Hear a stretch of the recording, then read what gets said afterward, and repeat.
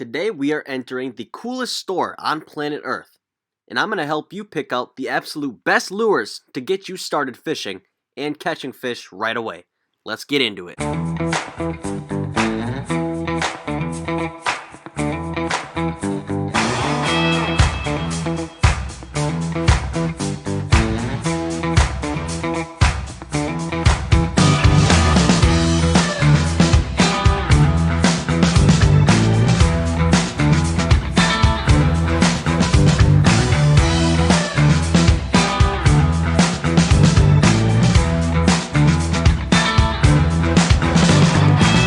When most people start fishing, they target bass or bluegill, so that's what I'm going to base this starter package off. If that's the case for you, then I would go ahead and I would find a spinning reel combo that is already put together. And remember, it doesn't have to be anything fancy or expensive. Perfect. Once you've got your rod picked out, you're going to want to make your way over to the fishing line section. I don't know how much the brands actually matter, but I prefer Tri-Line or Suffix. And for bass and bluegill, 8-pound test will be perfect. And that's just the strength of your line. I personally use 8-pound clear monofilament. Now that you have your line, it's time to pick out the hooks you'll be using. And for bluegill, I like to use a size 8 bait holder hook. Eagle Claw is always my go-to brand for this type of hook. And I filmed the wrong hook here, but for bass, you're going to want to use some octopus hooks. Next, you're going to want to get some size 2 offset worm hooks. And it never hurts to have some bobbers in your tackle box. And the same thing goes for split shots. I like to use the ones where you can pinch and reuse them. Now you have everything you need to catch bluegill, so it's time to move on to the bass lures. The first lure that is guaranteed to catch you fish, and I believe every fisherman should have in their tackle box, is the Senko. For this lure, the brand does matter. I prefer Yamamoto Senkos. They might be pricey, but the quality is amazing. It makes a big difference that the Senko doesn't fall off every time you get a fish, and that's a problem that I run into with the KVD brand.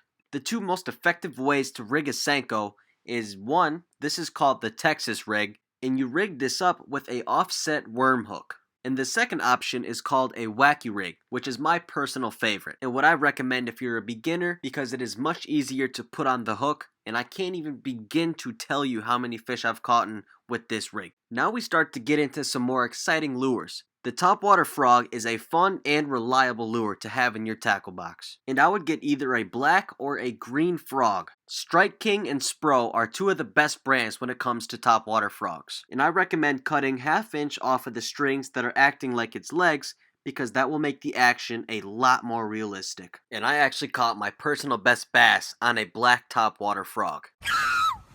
Dude, this is a... Oh my god!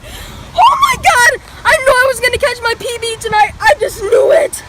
Dude, this is at least 4.5. This is 5. That's 5. That's 5. That's 5. It's like 5.5. 5.5 pounder. That could be 6.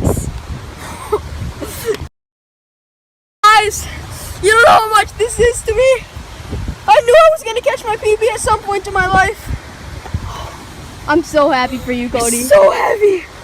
Look at that chunk of this guy. Look at the mouth.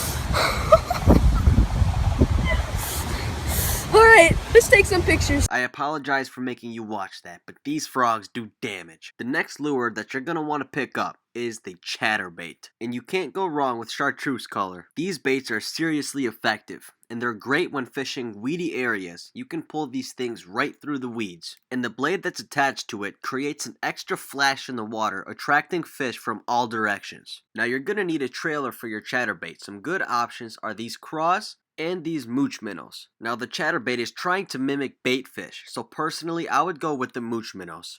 And believe it or not, this is my personal best rock bass, and I caught it on a Chatterbait. And ironically, this is actually the same exact pond that I caught my personal best largemouth in as well. There we go, that's a beautiful sight. The next lure is another topwater lure called the Buzzbait. This lure is most effective in open water near the banks in early morning or late evening, which is prime time topwater. And I like this lure because that blade spins on top of the water, kind of like a whopper plopper, creating a bunch of chaos. And now you have your crankbaits and jerkbaits. These are going to be better for lakes and rivers where there is very little weeds. And if you open up my tackle box, you're going to see my favorite color is the Fire Tiger, which honestly performs better than all of the other colors. And Rapala is probably the most reliable brand for crankbaits and jerkbaits. Now this is the last essential that you're going to need in your tackle box. This is the Tungsten Jig. Professional bass fishermen all around the world swear by this lure. You can fish this in pretty much any structure and the bass love it. And you can also attach a trailer to these jigs as well, just like the Chatterbait. This works great in cold weather or when they're on their bed spawning. Now congratulations, you now have your very own tackle box. Perfectly fit for catching big bass and big bluegills. If you have any questions about the video or any lures you saw in the video, be sure to comment down below and I will answer them as quickly as possible. So thank you so much for watching. I hope you learned something today and I hope you get out there and catch some absolute tanks. But that's all I got for you today. Thank you so much for watching and until next time, this is Double G Bassin signing out. Peace!